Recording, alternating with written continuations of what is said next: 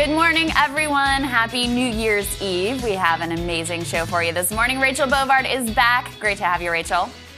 Good morning. Great to be here. So in the show today, a very uplifting 2020 New Year's Eve show. We've got Reed Wilson on By the Numbers, why 2020 was literally the worst.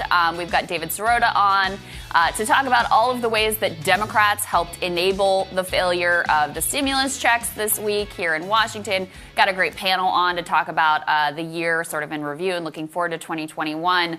But I did want to start, Rachel, with this just perfect Washington 2020 turd that we were delivered yesterday, which is that, you know, the future looks very grim for the $2,000 stimulus checks. We can throw this up on the screen. McConnell basically created this maneuver. We talked about it yesterday, where he tied the $2,000 checks together with Section 230 repeal, together with this election fraud thing, bundled them all up to make sure, to guarantee that none of that would actually happen.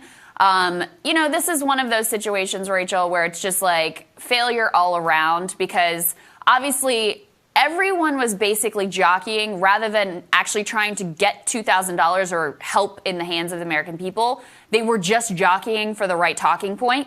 So McConnell feels like he got his talking point because he gets to say, look, we did the vote that President Trump wanted. He gets his vulnerable senators off the hook. So he feels like he's got the talking point he wants. Democrats decided they had the talking point that they want, which is apparently what most of them were only really after, that it was Republicans who were standing in the way of this $2,000.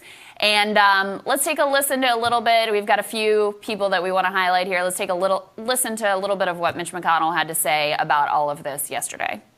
Our colleague says he will slow down this vital bill unless he gets to muscle through another standalone proposal from Speaker Pelosi that would add roughly $500 billion to the national debt, which does not align with what President Trump has suggested and which has no realistic path to quickly pass the Senate. No realistic path, and at this point, with everybody working together to guarantee that's the case, I think he is quite right about that.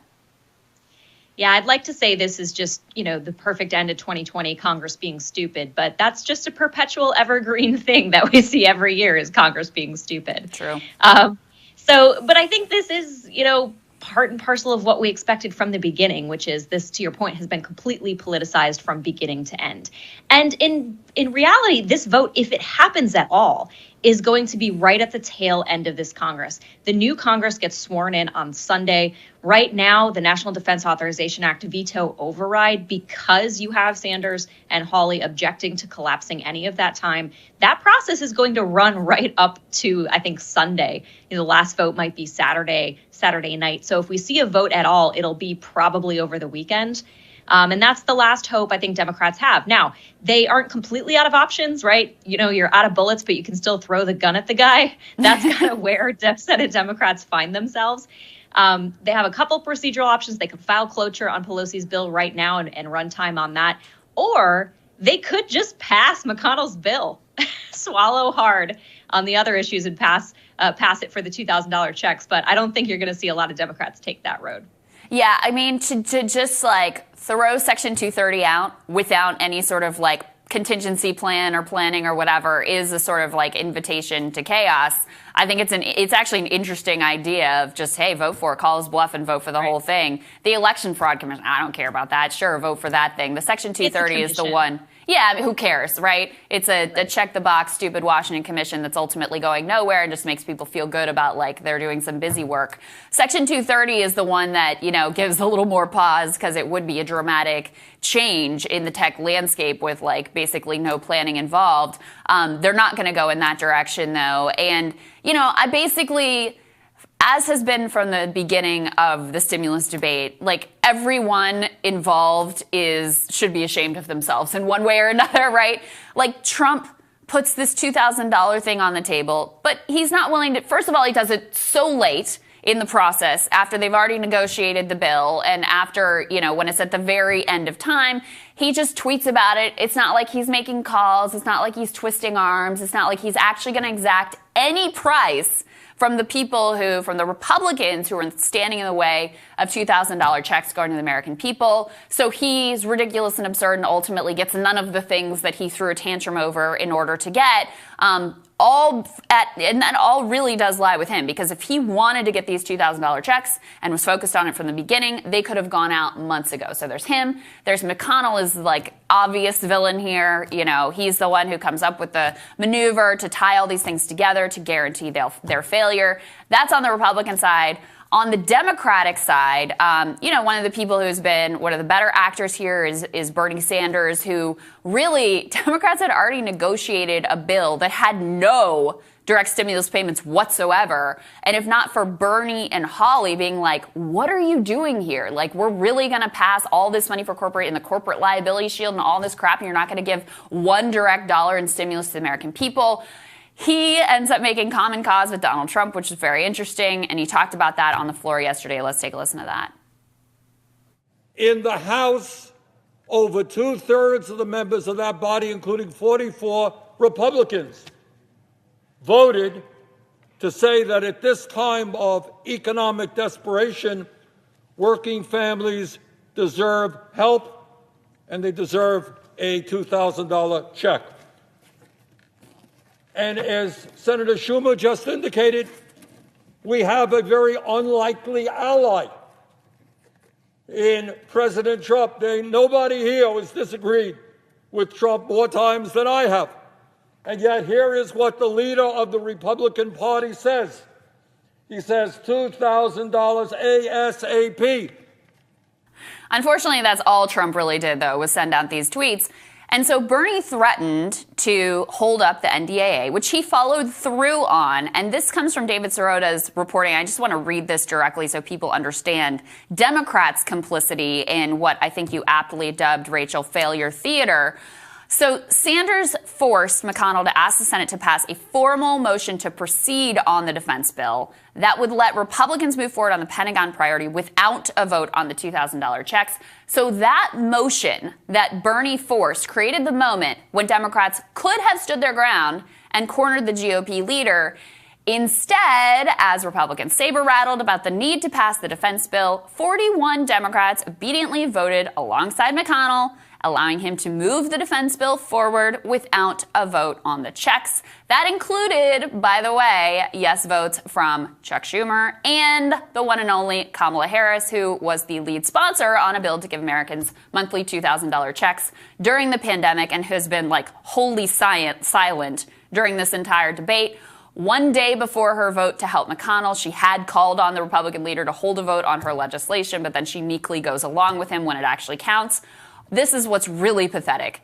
Only 6 members of the Senate Democratic caucus actually mustered the courage to vote against McConnell's maneuver alongside Sanders. You had Warren, Chris Van Hollen, Jeff Merkley, Ed Markey, and Ron Wyden. So the Democrats in the end didn't really care, except for these few 6 people, didn't really care about getting checks to people. They cared about winning the rhetorical argument. They got that. They were afraid, I think, of being painted as like anti-military or anti-troops. And so they just roll right over, give McConnell exactly what he wanted. And there you go, Rachel. Yeah, that vote yesterday passed by, I think, 80 votes. This was not even a close call. And, I think it goes to the broader point of the fact that our legislative process is completely broken, right? We are talking about an up or down vote on one issue. And this is what a representative self-government does. It's supposed to vote on issues that matter. One issue with 80% support, by the way. Right. We can't even do that. And it goes to the problem that we have routinely now every single year is why we get to these massive bloated bills at the end of the year. Nobody knows what's in them because there's been no process. A vote doesn't mean something is going to pass. A vote just means people have to go on the record.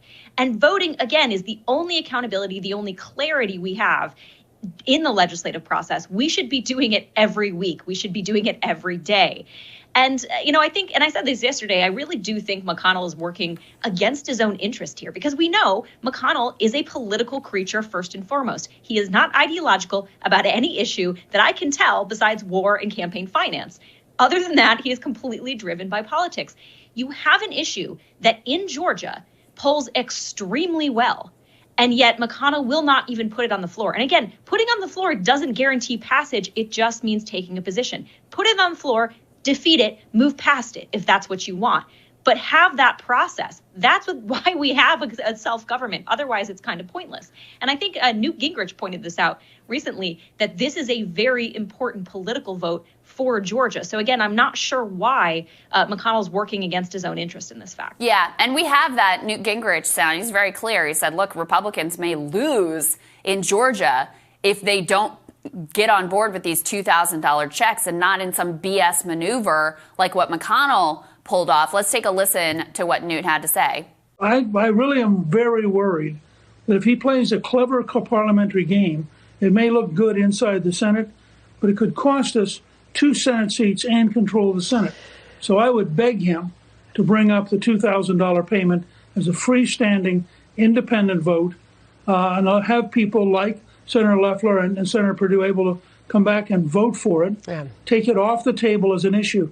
Because frankly, if Warnock and Ossoff can be in favor of the $2,000 unit and can attack Mitch McConnell for the next 6 days, I think it's very hard at that point to win the race.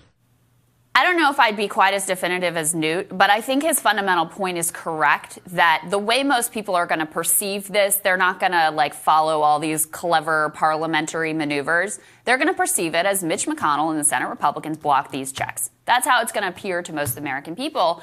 And so I do think that McConnell has put his Senate majority in real jeopardy by blocking this maneuver, by being the public face of blocking this maneuver, putting those 2 vulnerable senators in a really tough spot. We covered yesterday a poll from Trafalgar. Is that how you say it? I always screw up how you say it. Which is a very right-leaning pollster that had both of the Democrats up in the state. Turnout has been very high on the Democratic side. I'd still say, I'm skeptical that they'll ultimately pull it off. But McConnell has really kind of put it in play for the Democrats here. Yeah, Newt is one of the sharpest political observers we have on the right, and he's definitely not wrong about this. Again, this polls extremely well. If this is the issue, if you care about Georgia the most, this is the issue you should be paying attention to. And McConnell is, trying to be too clever by half and hoping that people won't notice or thinking that people won't notice. And again, I'm beating the same drum on this, but it goes back to the fewer votes you have, the more you allow this, clever engineering that people can say, hey, these aren't the drones you're looking for, and you're hoping that people won't notice. But people aren't dumb. They see what's happening, and, they see right through the game. And I think ultimately it's going to come back to bite them. And this is why people are so disappointed with Congress year in and year out, because they don't see any activity. They just see finger wagging and people and, legislators hoping that people don't really see what's going on behind the curtain, when unfortunately we do. It's all theater. I mean, there's 2 things they're really good at. They're really good at these kind of clever maneuvers to pretend like they're doing something and pretend like they're trying to get something done when really they've engineered failure from the beginning. And they're really good, especially on the Democratic side, at feigning impotence. We tried our best, we just can't. The mean old Republicans. There's endless excuses for why they can't get anything done, why they can't get health care done, why they can't get checks done, why they can't get wage lifts done. Everything has an excuse with it, and it's complete feigned impotence when, in actuality, they had a lot more tools at their disposal. Was there any guarantee that they would be able to force this vote and be able to get it done? No, but they rolled over immediately. All right, Rachel, stick with us. I'm going to tell you what's on our radar, what's on my radar anyway. That's next.